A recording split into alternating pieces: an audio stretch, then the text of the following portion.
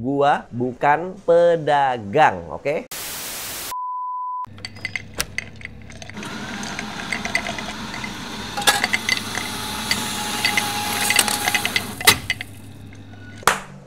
Guys, welcome back to Coffee Shop Talk di segmen Toys Rama ya guys. Dimana gue, Michael Chu, selalu ngebawain drama-drama terupdate dan terdepan buat kalian. Terus gue juga menerima masukan jika kalian punya teman-teman yang sedang menghadapi masalah atau drama, silahkan di-share ke sini dan kita akan cari solusi sama-sama. Dan kalau lucu akan kita jadiin konten, kalau menarik akan kita jadiin konten, tapi kalau memang perlu dibantu ya kita juga akan bantu. Di episode kali ini gue mau ngenalin ke teman-teman semua akan satu Facebook group yang isinya banyak orang-orang bermasalah, bukan buat kepo atau bukan buat nyinyir, tapi lebih ke mencari solusi. Grupnya itu namanya Coffee Courtroom. Open case seller atau buyer bermasalah. Jadi kalau kalian punya masalah di dunia jual beli toys atau pop culture, itu kalian bisa update di sini. Baik yang masalah itu buyer, baik tuh yang masalah itu seller, kalian bisa masukin ke sini. Biasanya kalau orang-orang yang bermasalah gitu kan suka kabur atau suka hilang atau suka gimana gitu kan. Nah, sanksinya biasa sanksi sosial. Sanksi sosialnya itu bisa juga kalian taruh di sini jadi banyak teman-teman lain yang tahu. Misalkan nih ada penipuan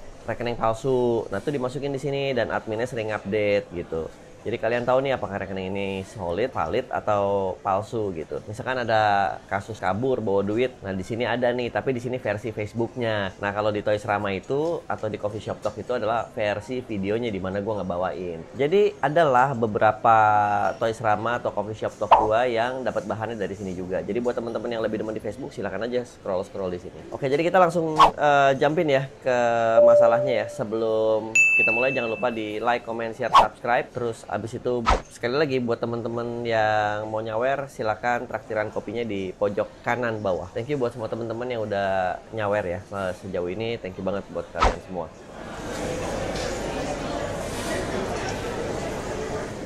Oke, jadi episode kali ini gue mau ngebahas kasusnya si Yakobus Purnomo Adiwibowo.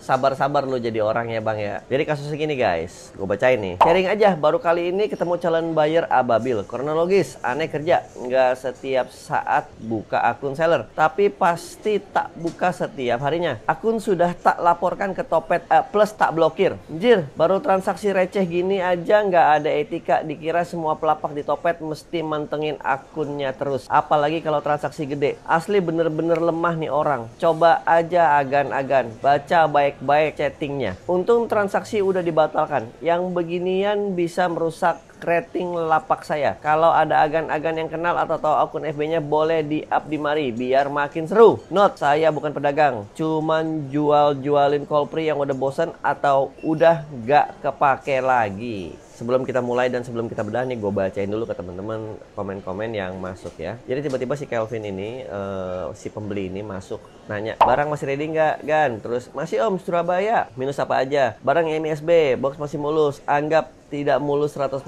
ya, karena kan mungkin barang lama atau barang tua ya mungkin ya, gue juga nggak tahu, makanya dibilang anggap aja padahal masih MISB gitu. Terus tiba-tiba pesan otomatis keluar, terima kasih sudah menghubungi kami, saat ini toko sedang tidak beroperasi, pesan kamu akan kami proses cepatnya saat toko sudah buka ya, jangan lupa follow toko Prankster. Pak atau Bu, saya sangat tertarik untuk produk Anda, apakah kita bisa menggunakan metode COD untuk memudahkan transaksi? Saya yakin ini akan mempermudah bagi saya dan juga meningkatkan kepercayaan dalam bertransaksi dengan Anda. Maaf, tidak bisa. Simple dan jelas dan sopan. Membuka COD membuat pembayaran lebih fleksibel sehingga meningkatkan minat dan kepercayaan pembeli. Cara aktifin COD-nya harus gimana dulu? Kemarin saya ada belanja pakai metode pembayaran COD aman-aman aja. Maaf Gan, tidak bisa. Take it or leave it. Kayak di bawah ada barang lagi, dia upload lagi di situ. Boleh kurang 115 boleh. Terima kasih sudah mengirimkan secara otomatis lagi ya. Terus ditanya, boleh? Barangnya masih ready? Yang Toy Biz Wedding Go? Terus Sasquatch. Oke, dan dibilang dibalas gitu kan. 110 please, dikit lagi. Jasa kirimnya boleh secepat ekonomi. Sudah saya bayar Gan. Di Oren Anda ada toko nggak Gan? Kapan kirimnya Gan? Tingginya berapa cm Gan? Batal dulu Gan. Minta ganti alamatnya. Lama banget kerjanya. Nggak jadi deh, alamatnya udah sesuai. Kalau udah dibaca langsung cancel ordernya ya. Saya mau ganti alamat. Udah tuh, saya tahu. Cepet Gan. P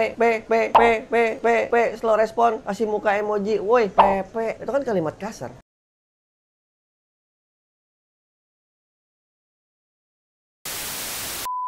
Itu duit saya, jangan makan uang haram. Maksudnya apa nih ngacangin saya gini? Lu ada hati nggak? Tahu nggak lu? Kayak cibai. Itu juga kasar lagi. Terus pesan ini mengandung kata yang tidak diizinkan ya, karena memang mungkin dia ngomong lebih kasar lagi ya. Terus dibalas lagi sama pesan otomatis.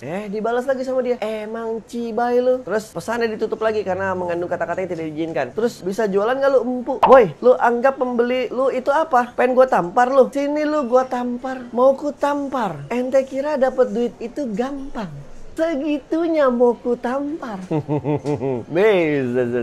Terus abis itu dibales sama si seller ini. Aneh gawe kan? Nggak setiap saat standby. Saya nggak butuh buyer tidak beretika. Paham sopan santun, baru transaksi segini aja udah ngegas, nggak karuan. Lemah. Nah, kira-kira gitu guys. Jadi ini pernah banget gua alamin. Maksudnya apa? Di masa-masa gua sekarang ini, gua kan suka ngejual barang-barang pribadi ya, bukan dagang. Lebih ke barang-barang pribadi yang gua punya double atau triple atau bahkan lebih gitu. Bukan barang-barang yang gue bosen. Gue nggak pernah bosen sih. Kalau seandainya ada pun, kalau bosen pun ya gue diemin aja di isekai buat jadi aset isekai. Jadi then again, kali lagi gue bukan pedagang, oke? Catet tuh. Jadi di sini gue berlaku sebagai seller yang juga nggak setiap hari standby di Tokopedia. Bahkan kadang-kadang Tokopedianya isekai, yes, isekai punya Tokopedia. Itu nih gue tampilin di sini ya. Itu hanya jualan paling sebulan 1 atau 2 atau 3 barang lah gitu, karena yaitu barang-barang doublean yang memang laku syukur, nggak laku ya udah gitu. Ada beberapa orang yang nanya dan itu gue balesnya sampai 2 atau 3 hari karena Tokopedia gue itu nggak gue cek setiap hari. Ini masih dicek setiap hari, gue nggak setiap hari gitu. Dan ya memang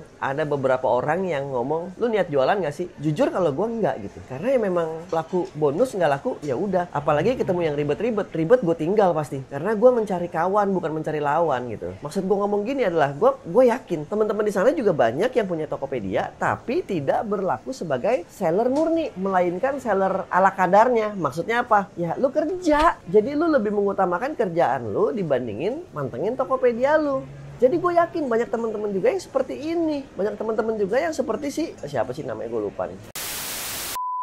Yakobus pasti nggak sedikit gitu. Nah kalau gue setuju banget sama Yakobus. Orang ini aneh banget. Di awal-awal aja udah minta ganti alamat. Dia sendiri yang bilang nggak jadi. Terus habis itu dia sendiri lagi yang bilang minta ganti lagi. Nggak jadi lagi. Aneh banget. Terus lu maksa orang untuk mengadakan COD di saat si penjual ini nggak mau. Dan lu terkesan memaksa. Lu aneh bro. Ini toko orang bukan toko moyang lu. Ketiga, kata-kata kasar lu itu keterlaluan. Kata-kata kasarnya parah ini. Kalau buat Cina Medan mah ini parah banget. Bukan bermaksud rasis ya. Tapi nggak pantas lah lu ngomong begitulah sama temen lu, juga lu nggak pantas lah, kecuali memang lu sebagai temen tongkrongan ya, tongkrongan gaul gitu ya. Nah itu lain cerita. Ini lu kan nggak kenal siapa, bisa aja orang tua, bisa aja bapak-bapak, bisa aja ibu-ibu. Pantas lu ngomong begitu? Ya kagak pantas lah. Tapi terlepas dari semua itu, gue setuju sama Yakobus ya, batalin aja transaksi sama pembeli-pembeli riba begini. Nggak ada juntrungannya dan nggak ada apa-apanya. Nah, satu lagi nih, minum dulu guys, aus.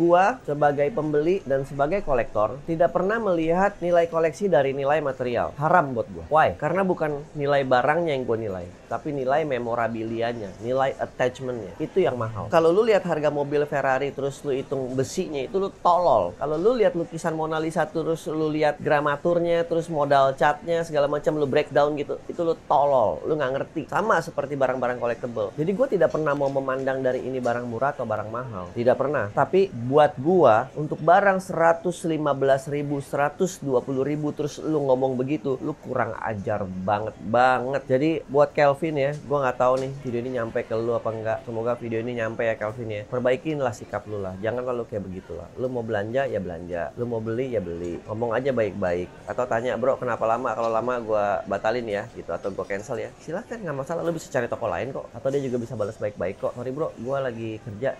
Gua fast responnya di atas jam 8 malam ya." That's it, fine, that's close.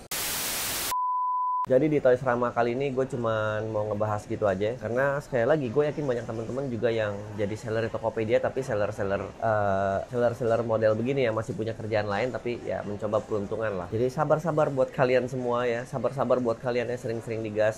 Ingat, senyumin aja kalau udah begini-begini, nggak usah ribai gitu kan. Jadi gitu aja dulu deh. Nah, nggak mau banyak-banyak soalnya kalau diterusin yang kayak gini-gini bikin gue snewen. Jadi Michael, raja terakhir dari Isekai, selesai untuk Toys Rama episode hari Jumat. Jangan lupa untuk untuk sawerannya di sebelah kanan bawah dan follow semua sosial medianya gue ya guys. Peace out, sampai ketemu di drama-drama berikutnya dan hopefully drama berikutnya adalah drama yang cukup besar ya. Oke, thank you buat yang udah nonton. Salam.